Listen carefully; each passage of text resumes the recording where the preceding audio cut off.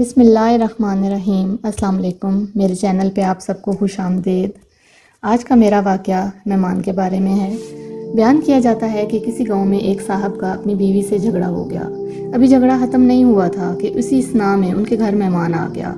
خاوند نے اسے اپنی بیٹھک میں بٹھا دیا اور بیوی سے کہا کہ فلاں رشتہ دار مہمان آیا ہے، اس کے لیے کھانا بنا لو۔ وہ غصے میں تھی، کہنے لگی نہ تمہارے لیے کھانا ہے نہ تمہارے مہمان کے لیے۔ وہ بڑا پریشان ہوا کہ لڑائی تو ہماری اپنی ہے، اگر رشتہ دار کو اس بات کا پتہ چل گیا تو خواہ مخواہ خاندان میں بات ہوگی اور خواری الگ سے ہوگی۔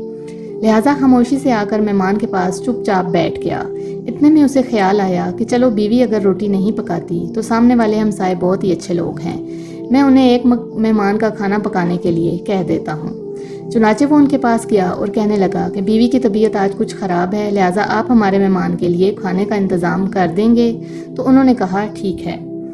وہ مطمئن ہو کر مہمان کے پاس آ کر بیٹھ گیا اور اس نے سوچا کہ مہمان کو کم از کم کھانا تو مل جائے گا جس سے میری عزت بھی بچ جائے گی۔ تھوڑی دیر کے بعد مہمان نے کہا کہ ذرا ٹھنڈا پانی تو لا دیجئے۔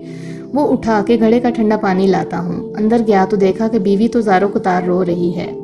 وہ بڑا حیران ہوا اور کہنے لگا کیا بات ہے؟ اس نے پہلے سے بھی زیادہ رونا شروع کر دیا۔ کہنے لگی بس مجھے معاف کر دیں۔ اس کے خاوند نے کہا کہ بتاؤ تو صحیح، آخر تمہارے رونے کی وجہ کیا ہے؟ تم ایسے کیوں رو رہی ہو؟ بیوی نے کہا کہ پہلے مجھے معاف کر دیں، پھر میں آپ کو اپنی بات سناؤں گی۔ خیر، اس نے کہہ دیا کہ جو لڑائی جھگڑا ہوا ہے میں نے وہ دل سے نکال دیا ہے اور تمہیں معاف کر دیا ہے۔ پھر وہ کہنے لگی کہ جب آپ نے آ کر مہمان کے بارے میں بتایا اور میں نے کہہ دیا کہ نہ تمہارے لیے کچھ پکے گا اور نہ ہی تمہارے مہمان کے لیے کچھ پکے گا، تو آپ تو چلے گئے، مگر میں نے دل میں سوچا کہ لڑائی تو میری اور آپ کی ہے اور یہ مہمان تو رشتہ دار ہے، ہمیں اس کے سامنے اپنے جھگڑے کی پول نہیں کھولنی چاہیے۔ چنانچہ میں اٹھی کہ کھانا بناتی ہوں۔ جب میں باورچی خانے میں گئی تو میں نے دیکھا کہ جس بوری میں ہمارا آٹا پڑا ہوا ہے، ایک سفید لباس شخص اس بوری میں سے آٹا نکال رہا ہے۔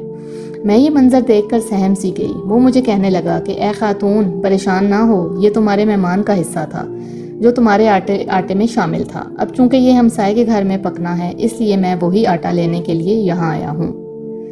اس واقعے سے ثابت ہوتا ہے کہ مہمان بعد میں آتا ہے جبکہ اللہ تعالیٰ اس کا رزق پہلے بھیج دیتا ہے۔